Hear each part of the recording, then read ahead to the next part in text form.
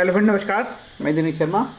आज आपको गुरु का जो एक मेरा वीडियो सीरीज चल रही है, गुरु तीसरे स्थान पे सहज भाव फल, जुपिटर इन थर्ड हाउस के उस शास्त्रीय जो मत है उस पे सब ये वीडियो है। गुरु सभी लग्नों में क्या फल देता है, इसके पहले वाला वीडियो मैं बना चुका हूँ। उसमें सारी लग्नों को मैंने कवर किया और केवल गुरु को कवर किया था, बाकी ग्रहों का नहीं किया था।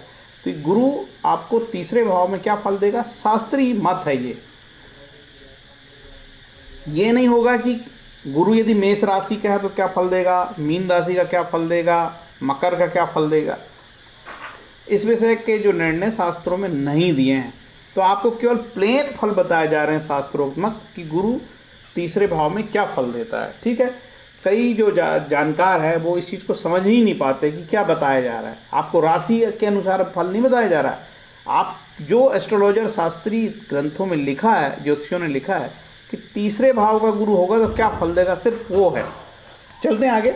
जिस मनुष्य के जन्म लगन में तीसरे स्थान पर बृहस्पति हो तो वह बहुत क्षुद्र होता है, उसके सगे भाइयों का सुख मिलता है, वह कृतज्ञ होता है, किसी के उपकार को मानने वाला नहीं होता, या मित्रों के साथ मित्रों जैसा व्यवहार नहीं करता, अर्थात यह विश्वसनीय मित्र नहीं होता। भाग्योदय होने पर भी इसे संतोषजनक द्रव्य उपलब्धि नहीं होती। जीवनाथ महाराज कहते हैं, जिस मनुष्य के जन्म समय में गुरु तृतीय में हो वह अपने मित्रों के प्रति कृतज्ञ, मतलब एहसान नहीं मानता वो, अर्थात उपकार को ना मानने वाला, भले आप उसकी कितनी मदद कर दो वो नहीं मानता। यह नीच प्रकृति का होता है, सर्वदा अपने भाइयों को उत्तम सुख और कल्याण करने वाला होता है, परंतु राजा के घर में प्रसिद्धि पाकर भी स्वयं सुख भोगने वाला नहीं होता है। ठीक है, वराहमिहिर ने एक ही शब्द लिखा है, कृपण, कंजूस होगा। अब कैसा कंजूस होगा उसकी बहुत बड़ी डिफिनेशन हो सकती है। ठीक है, तृतीय भावस गुरु व्यक्ति कृपण अर्थात अदाता और कंजूस होता है। वो किसी को कुछ देना नहीं चाहता, लेना चाहता होगा लेकिन देना नहीं चाहता, कंजूस होगा। तीसरे स्थान कम्युनिकेशन का स्थान है, किसी से बातचीत नहीं करेगा, हो सकता है अपनी कोई ज्ञान शेयर नहीं करना चाहता होगा। तीसरा इंटरनेट है, मीडिया है, साहस है, पराक्रम है, खेलकूद है, लेखन है, बहुत सारी चीज़ें तीसरे भाई, छोटे भाई हैं। ठीक है, छोटी यात्रा है तीसरा भाव। अब चलते हैं, कल्याण वर्मा जी कहते हैं, यह लोक में अपमानित, कृपण, सहोदरजित, मंदाग्नि, स्त्री से पराजित और पापी होता है। ठीक है, जातक निर्धन, स्त्री द्वारा पराजित तथा पापी होता है। वैद्यनाथ महाराज कहते हैं, जातक निर्धन, स्त्री द्वारा पराजित तथा पापी होता है। शायद ये इसकी जो सेक्सुअल क्षमता का कोई कमी हो तीसरे गुरु का, ये ऐसा मान सकते हैं। टुंडीराज महाराज कहते हैं, यह सज्जन नहीं होता है और कृतज्ञ होता है। मैं एहसान नहीं मानता, किसी की मदद भी कर दो थैंक यू नहीं बोलेगा वो। इसे स्त्री तथा पुत्रों से प्रेम नहीं होता, इसे भूख नहीं लगती और यह दुर्बल होता है। भूख नहीं लगती है, बहुत काम करने वाला हो सकता है, लगातार संघर्ष करने वाला हो सकता है। यह अपमानित, कृपण, पापी, दुष्ट बुद्धि होता है। इसका भाई प्रतिष्ठित व्यक्ति होता है। जयदेव महाराज कहते हैं, यह सज्जन नहीं होता, यह कृपण, उदासीन, क्रस, भूखा और आलसी होता है। काशीनाथ महाराज कहते हैं, यह तेजस्वी, काम करने में चतुर, जितेंद्रीय, मित्र तथा आप्त जनों के सुख से संपन्न और तीर्थ यात्राएं करने वाला होता है। देखिए, तीसरा स्थान तीर्थ यात्रा है और छोटी तीर्थ यात्रा है, क्योंकि गुरु है तो धर्म की तीर्थ यात्रा। ये भी गलत है कि गुरु को सिर्फ धर्म को लेके बांध देना, क्योंकि गुरु फाइनेंस के मामले में बहुत काम करता है, वित्त का कारक भी है। ठीक है, बैंकिंग का कारक है, लॉ का कारक है, कानून का कारक है, पुत्र का कारक है, संतान का कारक है। गुरु यदि शुभ राशि में हो तो यह धनवान, यदि अशुभ राशि में हो तो कृपण और धनहीन। ये बड़ी काम की बात लिखी दी ने। राशियों के अनुरूप ही फल होने चाहिए। गर्ग महाराज कहते हैं, इसे भाई बहनों का सुख मिलता है। 4-5 भाई होते हैं, क्रूर ग्रह की दृष्टि हो तो भाइयों पर विपत्ति आती है, क्रूर और शत्रु ग्रहों की दृष्टि हो तो भाइयों का सुख कम मिलता है। यह धनवान होकर भी निर्धन जैसा दिखता है, कंजूस होता है, भाई और कुटुंब से युक्त होता है। यह राजा द्वारा सम्मानित होता है, राजा द्वारा सम्मानित होता है। ठीक है, इसके बाद गौरी जातक कहते हैं, यह नरप्रिय होता है। यार इसका मतलब नहीं समझ में आ रहा हूँ। जीवे नराणाम जय वल्लभम, यह नरप्रिय होता है। धनु और मीन में गुरु हो तो भ्रात सुख मिलता है।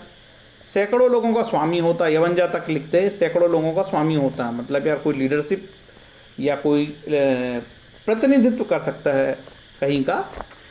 नेता भी हो सकता है, तब तो ये सैकड़ों लोगों का स्वामी होगा। तो पुंजराज महाराज कहते हैं इसे भाइयों का सुख बहुत होता है और 3 भाई होते हैं।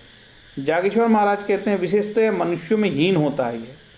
पराशर महाराज कहते हैं शत्रु बढ़ते हैं धन का क्षय होता है। तीसरा जिसका गुरु है पराशर महाराज कह रहे हैं कि इसके शत्रु बढ़ते हैं, शत्रु वृद्धि धन क्षयम, गुरुस्थ तृतीयंतु शत्रु वृद्धि धन क्षयम। शत्रु बढ़ते हैं धन का क्षय होता है। बुद्धि अच्छी और क्लेश होता है, बुद्धि अच्छी और क्लेश वाली होती है। ठीक है, ये कहा हरिवंश ने, वशिष्ठ महाराज ने। हरिवंश महाराज ने कहा उन्माद से अपमान होता है, कंजूस होता है, स्त्री के साथ प्रेम होता है, पुत्र मित्रों से प्रेम नहीं होता है, राजा से सम्मान मिलता है। ठीक है, बाकी भृगु सूत्र में लिखा है लोभ बहुत होता है, भाइयों की बढ़ोतरी होती है, चतुर होता है, जिस काम का संकल्प करता है उसमें सफलता मिलती है, बंधुनाश होता है, मित्रों तथा बंधुओं का समागम होता है, 38वें वर्ष में तीर्थ यात्रा होती है, तृतीयेश बलवान हो तो भाई दीर्घायु होता है, तृतीयेश के साथ पापिग्रह हो तो भाइयों का नाश होता है, इनसे संबंध अच्छे नहीं रहते, धैर्यहीन जड़ बुद्धि तथा दरिद्र युक्त होता है। तो ये था भैया तीसरे स्थान पे गुरु। अब एक और जो फल मैं बता देता हूँ, खासकर गणेश होरा में भी काफ़ी अच्छा फल रहता है और काफ़ी बैठता भी है ये। ठीक है, गणेश महाराज ने कहा है होरा में तृतीय स्थान में बृहस्पति की स्थिति शुभ नहीं है, यह बृहस्पति के लिए विशेषता अशुभ है, क्योंकि तृतीय स्थान काल पुरुष में बृहस्पति की राशि से सप्तम स्थान है। अतः इसके समस्त गुण शुभ गुण नष्ट हो जाते हैं, क्योंकि यहाँ यह अस्त हो जाता है। पिता से संबंध सौहार्दपूर्ण नहीं होंगे, इससे दोनों में अंतहीन विवाद उत्पन्न होता, तनाव जातक को पीड़ित करेगा। तृतीय स्थान में बृहस्पति जातक को लालची बनाएगा, परंतु सत्कर्मों पर धर्मव्यय करने का रुझान देगा। व्यक्ति की शिक्षा उत्तम होगी, ज्ञान प्राप्त होगा। व्यक्ति अनुरागी पति होगा, तीर्थ यात्रा पर जाएगा, लेखक भी बन सकता है। व्यक्ति अपने सहोदरों पर विश्वास करेगा, परंतु अशुभ प्रभाव होने से व्यक्ति दुष्कर्म करने को तत्पर होगा। पाचन शक्ति क्षीण होगी। तृतीय स्थान पर बृहस्पति जातक के पिता के लिए अरष्टि है, किंचित अशुभ युति अन्य विधि पीड़ा होने पर पिता को अकाल मृत्युदायक हो सकता है। तृतीय स्थान पर बृहस्पति जातक को तनाव से परिपूर्ण अत्यंत व्यग्र जीवन भी देता है। बृहस्पति की दशा में व अंतर्दशा में यह मृत्यु अथवा मृत्यु तुल्य कष्ट देगा। बृहस्पति स्वग्रही या उच्च होने पर शुभ होगा, ऐसा गणेश महाराज ने कहा है। काफ़ी अलग अलग प्रकार का था। हमको ये समझ में आ गया कि तृतीय स्थान पे गुरु यदि होगा तो बहुत पॉजिटिव तो नहीं कहा है, सबने अलग अलग प्रकार की बात कही है। और कुछ जो ऐसे जो फलित लिखे हैं कि वह स्त्री जित होगा, स्त्री को जीत नहीं पाएगा और जो है भाइयों से ज़्यादा प्यार करेगा। कुछ लोगों ने कहा कि मूर्ख होगा, ठीक है। और कुछ लोगों ने तो ये कह दिया, कुछ एस्ट्रोलॉजरों ने, कि ज़्यादा भाई होंगे, 3 भाई होंगे, 5 भाई होंगे। तो ये आपको देख के समझ के आपको विचार करना पड़ेगा। जनरली क्या होता है, ग्रह जिस राशि में बैठते हैं, जिस ग्रह के साथ बैठे हैं, जिस नक्षत्र में बैठते हैं, जिससे दृष्टि प्राप्त करते हैं, ऊंच का, नीच का, शत्रु राशि, इन सब के आधार पर ही अपनी ताकत वो देखते हैं। फिर D9 कुंडली में उनकी स्थिति क्या है, हो सकता है गुरु यहाँ उच्च का दिख रहा है, D9 में नीच का हो गया। इस आधार पर फलों का निर्माण होता है, ठीक है। अब जो ज्योतिष है, ज्योतिष विद्या बहुत आगे जा चुकी है। कोई आदमी ऐसे कोई फलित वलित नहीं सुनता, काम की बात बताओ भाई, मेरा काम होगा या नहीं होगा। तो लोग आप इस एडवांस स्टेज पे जा रहे हैं। ये ज़माना नहीं है कि इसने क्या लिखा था, किसने क्या लिखा था। ये तो जो मैं एकेडमिक आदमी हूँ और जो है शास्त्रों से प्यार करता हूँ, और कई ऐसे जो एस्ट्रोलॉजर सीख रहे हैं उनके लिए मददगार होता है। लोग देखते हैं वीडियो, और कई व्यक्ति ऐसे हैं वो जानना चाहते हैं रियल में शास्त्रों ने तीसरे आधार पे गुरु होने पर क्या लिखा है। उनकी जिज्ञासाओं को शांत करने के लिए इस प्रकार के वीडियो आपको दिए जाते हैं, जो काफ़ी उपयोगी भी होते हैं।